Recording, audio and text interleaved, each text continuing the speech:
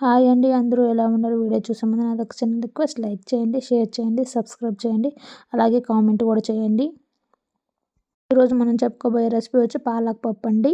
పాలక్ పప్పుకి కావాల్సిన పదార్థాలు: కందిపప్పును బాగా కడిగి ఒక పక్కన వాటర్ పోసుకొని పెట్టుకొని దాంట్లోనే ఆనియన్స్, గ్రీన్ చిల్లీ, టమాటా, అలాగే ఒక కట్ట పాలకుని కట్ చేసి పెట్టుకొని బాగా వాష్ చేసుకోండి. వాష్ చేసుకున్న తర్వాత పాలక్ కూడా వేసేసి సాల్టు పసుపు కూడా వేసేసుకోండి.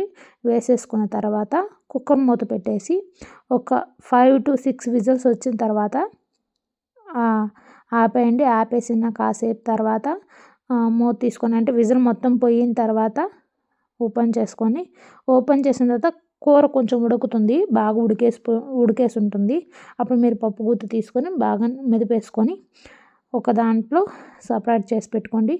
అదే కొంచెం కుక్కర్ని కడుక్కొని మళ్ళీ దాని మీద పెట్టుకొని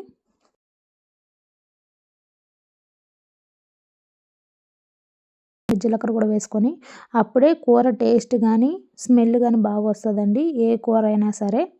అలాగే పప్పు దినుసులు ఉంటాయి కదండి, ఆవాల దినుసులు, జీలకర్ర అవన్నీ వేసుకొని బాగా కొంచెం బ్రౌన్ కలర్లోకి వచ్చిన తర్వాత ఎర్రగడ్డ, ఇలాగే తెల్లగడ్డ దంచినటువన్నీ వేసేసుకొని బాగా వేగిన తర్వాత మెదిపి పెట్టుకున్న పప్పును కూడా దాంట్లో వేసేయండి.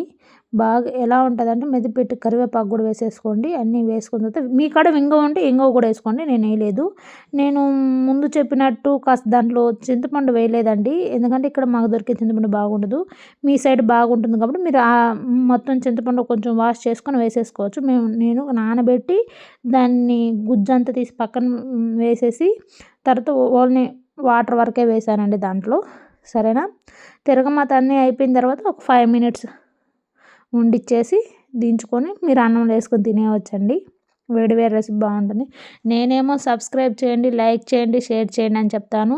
మీరు వీడియో చూస్తున్నారు కానీ ఒక్కరు కూడా సబ్స్క్రైబ్ చేయడం లేదు, లైక్ చేయడం లేదు, అసలు షేర్ కూడా చేయడం లేదండి. షేర్ చేయకపోయినా పర్లేదు, లైక్ చేయండి అండి, సబ్స్క్రైబ్ కూడా చేసుకోండి ప్లీజ్ అండి. అలాగే ఈరోజు మన రెసిపీ పూర్తయిపోయిందండి. అలాగే వేడి వేడి రైస్, పాలక్ పప్పు వేసుకొని తింటుంటే ఉంటుందండి. ఎందుకులే, సూపర్ అంటే సూపర్. మీరు ట్రై చేయండి. ట్రై చేసి మీకు ఎలా వచ్చిందో మాకు చెప్పండి. అలాగే వీడియో తీసే వాళ్ళందరికీ నేను ఒక చిన్న రిక్వెస్ట్ అండి, అంటే వీడియో తీస్తున్నారు కదండి కిచెన్లోకి వెళ్ళి ఫోన్ పట్టుకొని, వాళ్ళందరికీ చిన్న రిక్వెస్ట్ అండి.